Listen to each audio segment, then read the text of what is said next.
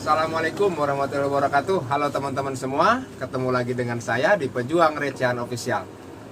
Gimana kabarnya nih teman-teman? Sehat-sehat aja kan? Semoga teman-teman semua selalu diberikan kesehatan jasmani dan rohaninya, dan selalu diberikan rezeki yang banyak dan berkah.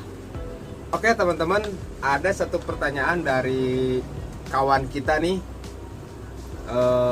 Beliau sama satu perjuangan sama kita, dan jenis tokonya itu semi grosir ya teman-teman, tapi beliau menanyakan tentang masalah nginput data tapi dengan harga yang berbeda-beda. Mungkin gitu kali ya pertanyaannya ya, kameramen?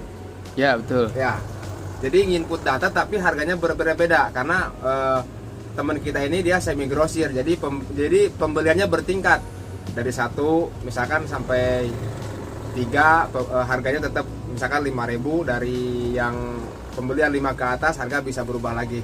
Kita langsung aja teman-teman, cekidot. Oke, langsung saja. Di sini kita akan mencoba menginput barang yang baru ya dari Pave misalkan di sini, dan nanti kita akan setting untuk harga jualnya berdasarkan jumlah pembelian ya. Misalkan kalau beli 1.000, beli 5 misalkan jadi 800, beli 10 misalkan jadi 750 per piece-nya misalkan. Seperti itu mungkin yang dipertanyakan oleh saudara kita. Oke, yang pertama kita masuk dulu ke master data. Di sini ada menu ya, ada beberapa menu. Kita pilih master data, kemudian kita klik tombol yang namanya itu item baru ya, kita klik. Kemudian kita isi kode itemnya. Di sini kita akan input kode item berdasarkan nomor yang ada di faktur ya, kode barang yang ada di faktur. Misalkan di sini kode barangnya, misalkan di sini yang difaktur kode barangnya adalah FB 1013 ya. Nah, di sini biar lebih cakep kita rubah jadi huruf kapital, huruf besar ya, 1013.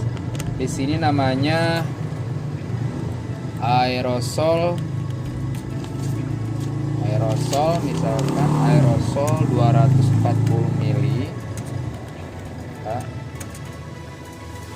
HP aerosol ya, kita kasih nama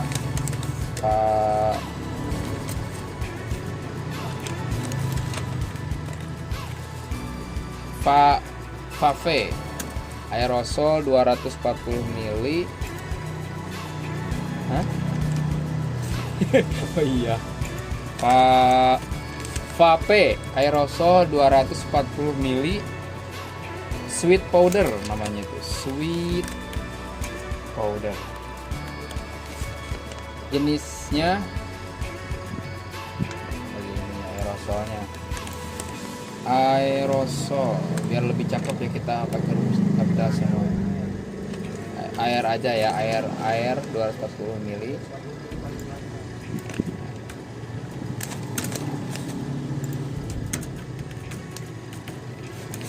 Terus jenisnya di sini alat ya. Sementara lah alat apa aja dari sini. Kalau misalkan kita bikin jenisnya obat-obatan, kita ketik obat nyamuk misalkan. Sini obat kan ya, termasuk obat ya, di mereknya misalkan dari Pave. Nah, untuk raknya di sini kalau kita raknya mempunyai nomor masing-masing rak, biar kita tidak susah mencari ya. Karena di sini kita belum pasang, kita kosongin aja. Kemudian kita selanjutnya lanjut ke satuan barang. Di sini satuannya kita tulis piece aja. Terus harga pokoknya misalkan modalnya misalkan di sini contoh, ini hanya contoh aja ya. Misalkan di sini dapat modal 29.000 misalkan. Kemudian barcode-nya kita isi dari produknya itu sendiri ya. Kita tinggal scan aja pakai scanner barcode gitu ya. Nah, misalkan kayak gitu. Kemudian kita lanjut saja ya, kita hanya sebuah contoh aja. Kalau misalkan kita beli dusan, nanti di sini isi satuan dusnya berapa misalkan. Tapi kita singkat aja langsung ke harga jual. Ini harga modal 29. Nanti kita akan praktekkan bagaimana caranya menjual berdasarkan jumlah pembelian ya. Nah, di sini kan ada harga satuan, ada berdasarkan jumlah, ada level harga dan berdasarkan satuan. Nah, untuk satu harga di sini berarti kita tidak men-setting harga di sini berdasarkan jumlah. Dan di sini untuk satuan harga kita setting terlebih dahulu. Misalkan tadi kan harga modalnya 29. Contoh kita jual 30.000. Atau misalkan 32 lah, terlalu murah ya. Nah, kita ngambil untung 10% di sini udah langsung ketahuan ya, atau kita masukin 10% aja di sini bisa. Cuman kan tidak bulat ya, kita buletin aja 32. Kemudian nah di sini yang jadi pertanyaan bagaimana cara menjual barang berdasarkan jumlah pembelian, karena di sini kita adalah penjual semi grosir, otomatis misalkan untuk menarik pelanggan supaya tertarik dengan harga-harga. Kalau misalkan dia beli 5 berapa, beli 1 berapa, semakin banyak dia beli maka harga akan semakin murah. Dan di sini kita yang kelola sendiri ya, yang sampai kita jual modal. Oke, lanjut saja ke menu yang kedua, yaitu berdasarkan jumlah. Nah, di sini kita akan otak-atik ya harganya. Tadi harga modal itu 29.000. Contoh misalkan, jangan lupa satuan di sini harus berdasarkan satuan piece yang ada di satuan awal di sini. Harus sesuai. Kalau kita mau setting harga berdasarkan satuan piece yang diatur, maka di sini juga harus piece. Nanti ngaruh ya kalau misalkan yang di satuan ini, kalau misalkan di satuan ini di satuan ini piece, kemudian di satuan ini pak, maka nanti sistem tidak akan berjalan karena eksekusinya itu berbeda, tidak sesuai dengan satuan yang awal ini. Kalau misalkan di sini pak, berarti di sini juga harus pak. Kalau di sini dus, di sini juga harus dus yang kita setting harga jualnya. Contoh di sini piece untuk pembelian. Nah, di sini kita isi jumlah sampai. Jumlah sampai maksud di sini adalah jumlah di sini misalkan si papa ini kita jual si papa ini kita jual misalkan tadi kan satuan 32 ya. Buat ecer 1 sampai 3 misalkan. Berarti kita isi di sini 3. Satuan jumlah akhirnya itu dari 1 ya sampai 3. Harganya berapa? Misalkan kita kasih harga 32.000, berarti normal. Ini harga normal berarti ya. Nah, berarti ketika nanti kita scan barang itu, kalau dia belinya 3, maka harga tidak akan dapat potongan, artinya masih normal. Nah, disitulah program ini nanti akan berjalan ya, berdasarkan jumlah pembelian. Nah, untuk yang kedua kita bikin lagi di sini, kita isi piece lagi. Nah, yang kedua kita setting harganya misalkan dari 4 sampai 10 misalkan. Berarti jumlah sampainya kita isi 10. Berarti maksudnya 10 di sini adalah dari 4 sampai 10, karena 1 sampai 3 kita sudah isi harganya 32.000. Berarti dari 4 sampai 10 kita kasih harga berapa? Misalkan untuk pembelian 4 sampai 10 kita kasih harga 31.500 misalnya. Kalau enggak 31 misalkan. Nah, seperti itu. Berarti nanti ketika kita scan barangnya, dia belinya misalkan dari 4 sampai 10, maka otomatis harga itu akan terpotong 1000 dari 32 sampai 31. Mungkin begitu maksud teman kita. Bagaimana tadi caranya biar harganya itu bisa berbeda-beda berdasarkan pembelian. Ini untuk menarik konsumen supaya mereka bisa beli lebih banyak misalkan. Terus yang ketiga lagi kita tambah lagi misalkan piece lagi. Berarti di sini kita setting lagi dari sekarang dari 11 sampai 20 misalkan. Ini cara contoh aja ya, ini contoh aja. Kita kasih harga misalkan 30.500. Nah, berarti jika pelanggan kita membeli barang dari 11 sampai 20, maka dia akan mendapatkan potongan misalkan 1.500. Ya, otomatis nanti ketika di-scan harganya itu akan menjadi 30.500 per piece-nya. Nah, setelah itu kita akan, nah itu ya untuk selanjutnya begitu terus ya. Kemudian kita akan coba simpan. Nah, kita selesai input dan kita akan praktekkan ya. Contoh misalkan. Oh iya, sebelum kita praktek penjualan, tentunya stoknya itu pasti akan kosong ya, karena kita baru input datanya, belum diisi stoknya. Dan kita akan coba praktekkan bagaimana cara mengisi stok di pembelian ya. Misalkan contohnya kita beli barang dari supplier, misalkan pape tadi ya, karena stok kita udah kosong. Misalkan kita langsung saja klik menu pembelian, kemudian kita klik daftar pembelian ya. Nah, dan di sini adalah contoh daftar pembelian yang sudah kita lakukan ya. Dan kita sekarang akan menambah daftar pembelian yang baru. Kita klik di bawah tombol tambah ya. Nah, kemudian dari sini kita bisa ketikkan manual nama produknya, misalkan yang tadi pape ya. Pape kita cari aja tadi pape apa namanya, aerosol. Maaf, pape aerosol yang sweet folder ya.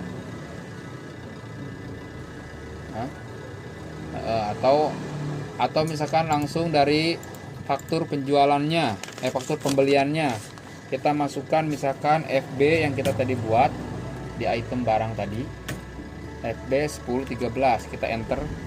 Nah, maka akan keluar karena kita sudah input datanya terlebih dahulu. Udah gitu kita masukkan jumlah pembeliannya.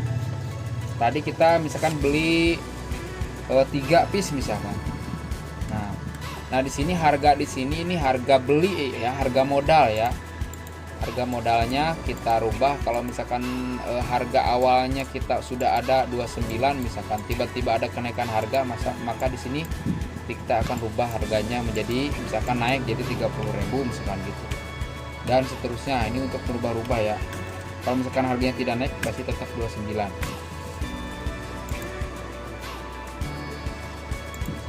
Udah gitu kita simpan aja. Sebelum simpan kita isi dulu nomor nama suppliernya siapa, misalkan namanya di sini mana? Kita cari nama suppliernya misalkan Pape misalkan ya.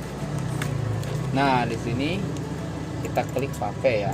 Nah, misalkan Ibu Evi Anggreni nama suppliernya ya. Setelah itu kita simpan. Kalau kita belinya cash, kita isi dulu di sini tunai ya, isi misalkan 87. Kalau misalkan kita kredit di sini tempo, misalkan kita jangan isi, langsung aja klik simpan. Kita klik simpan. Contoh aja ya. Nah, berhasil disimpan. Setelah itu berarti stok pakai ini sudah terisi ya. stoknya 3 ya, berarti kita sudah siap menjualnya. Kita kembali lagi ke menu tambah kasir ini ya, klik menu tambah kasir. Nah, sekarang kita baru bisa menjual. Contohnya misalkan pelanggan membeli 1, maka harga standar ya, normal harganya 32.000. Kemudian pelanggan membeli 2, harganya masih tetap 32.000. Kita fokus ke harga ininya nih, harganya kita lihat ya ada perubahan apa enggak. Kemudian kita klik lagi, kita scan lagi. Aduh, sorry.